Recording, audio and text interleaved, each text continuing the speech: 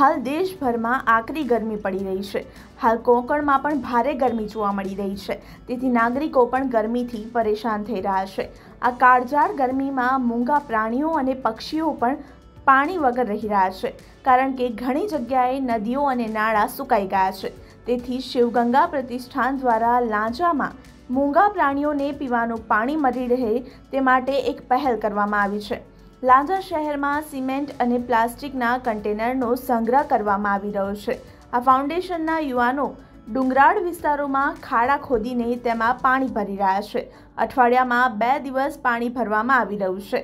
मी सुमित गुरव, आम्ही शिवगंध प्रतिष्ठान लांजाच्या वतीनं याही वर्षी प्रतिवर्षाप्रमाणे आपण जंगलातील पशुपक्ष्यांसाठी पाण्याची सोय तयार केलेली आहे। आपण बघतोय की सध्या कडक उन्हाळा चालू झालेला आहे, एप्रिल महिना चालू आहे, येता पुढच्या मे महिना असणार आहे आणि जंगलामध्ये आपल्या कोकणामध्ये विशेषतः पशुपक्ष्यांसाठी खूप पाण्याची गैरसोय निर्माण होते। आपण आता सध्या बघतोय की बिबटे असतील, गवारेडे असतील, हे सध्या लोकवस्तीकडे यायला लागलेले आहेत आणि याचं मुख्य कारण आपल्या सर्वांना वाटतं की ते खाण्याच्या शोधामध्ये येतात, तर खाण्याच्या शोधाबरोबर ते पाण्याच्या शोधामध्ये देखील आपल्या लोकवस्तीकडे वळायला लागले। याच्याकडे सर्वांचं दुर्लक्ष होतंय आणि तेच कुठेतरी आपण त्या पाण्याची जी गैरसोय जंगलामध्ये निर्माण होते ती थोडी कमी करण्यासाठी आमच्या शिवगंध प्रतिष्ठान लांजाच्या वतीनं आपण असे खड्डे तयार करतोय, ज्याच्यामध्ये प्लास्टिकचा कागद टाकून आपण त्यामध्ये पाणी साठवून त्यांच्यासाठी पाण्याची सोय उपलब्ध करून देतोय। तर मित्रांनो, या व्हिडिओच्या माध्यमातून मी तुम्हाला देखील आवाहन करेन की तुम्ही तुमच्या आजूबाजूच्या परिसरामध्ये, तुमच्या आजूबाजूच्या जंगलामध्ये पशुपक्ष्यांसाठी